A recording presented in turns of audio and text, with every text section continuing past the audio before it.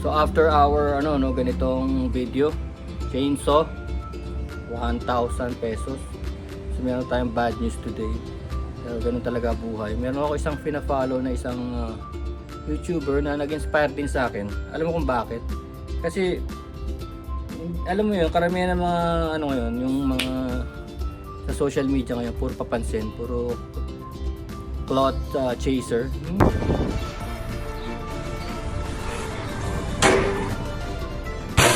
Gumagawa na lang ako nung kalokohan para mapansin lang sila, no?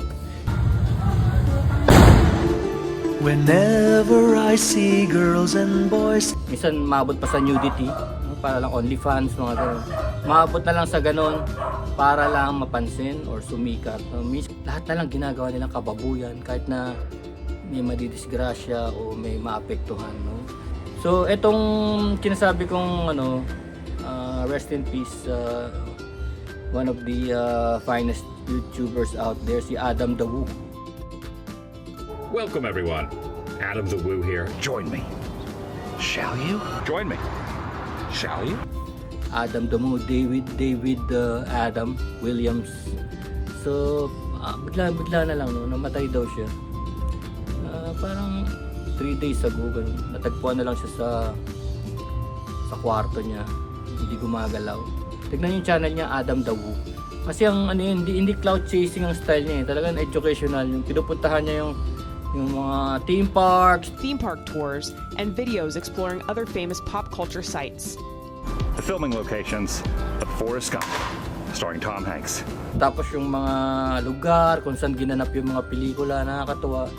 Tapos pa siya, minsan isang pangarap ko rin yung van life. Nag-van life siya dati. Umiikot siya sa 50 states sa Amerika, naka-van. My first video of my van dwelling experiment, adventure, whatever you want to call it. So yung buhay niya sa van, so kung sundan yun, kasi totoong-totoo talaga. Tsaka yung iba kasi, meron din ako sinusundan dati, may kasama pang pusa, no?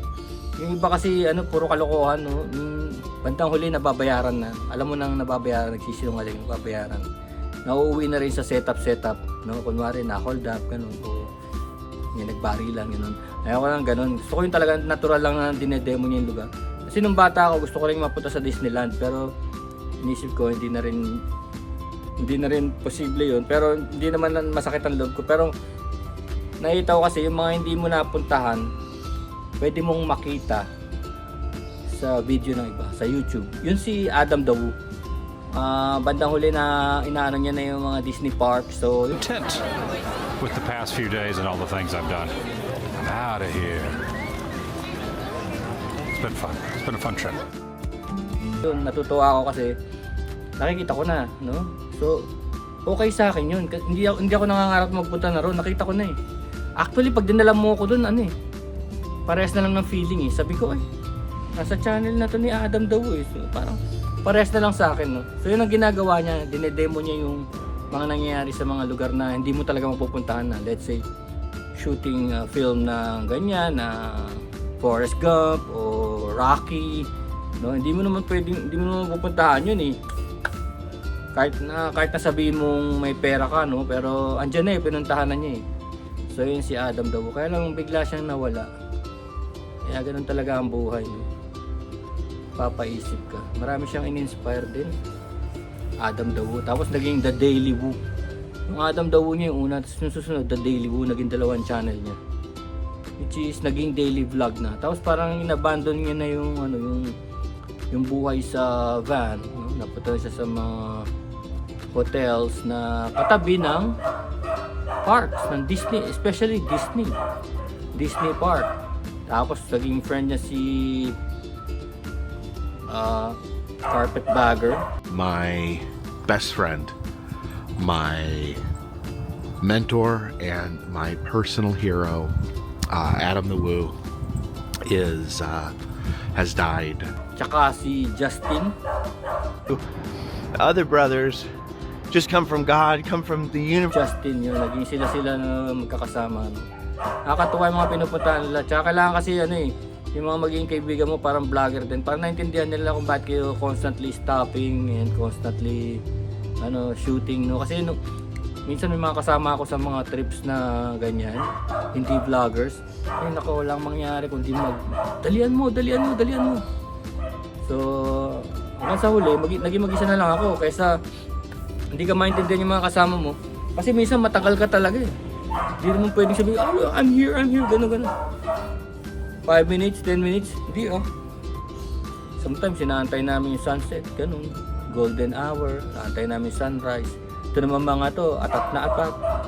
Alis na tayo, doon na tayo, swimming na tayo sa dagat, ganun. So, ang hirap, lalo na yung, ewan ko. Kaya nauwi na rin lang ako, bumalik na rin lang ako sa mag-isa, kagaya ni Adam the Woo. So yun, hindi natin alam, ino-autopsy pa yung katawan ni Master Adam the Woo. Pero yun, na-inspire ako nun. Tignan niyo yung channel niya. Napakaganda. Ngayon, babacktrack ako kasi yung bandang huli niya, nasa ano siya parang recently lang nasa ano siya Disney. Doon siya nagpaalam Sabi niya, it's been fun. No? Kasi galing siya raw sa Europe trip. Tuwan-tuwa raw siya sa mga nangyari sa Europe. Pagbalik niya, balik Disneyland. So, Paris Disneyland. Yun yung last video niya.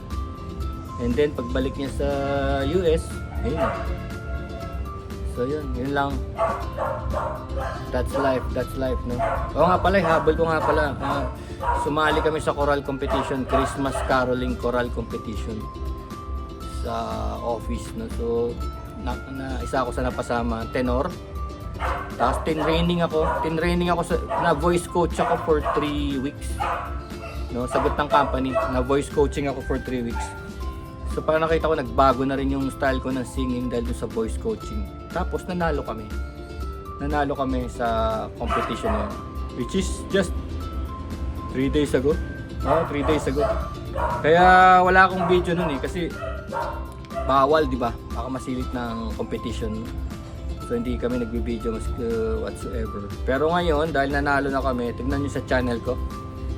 Sa Larry T. Herrera channel, nandun yung aming performance, which is choral no? So merong soprano, alto, tenor,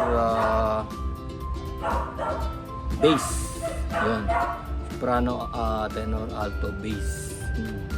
4 na boses. So yun lang muna. That's life, no? Hindi natin pwedeng dikta kung sino, oras mo na kahit na at the peak of your career or marami naman nagmamahal sa iyo. Pero ganun talaga, kinuha na siya at age 51. Adam the Woo. Rest in peace, brother. See you soon. See you again.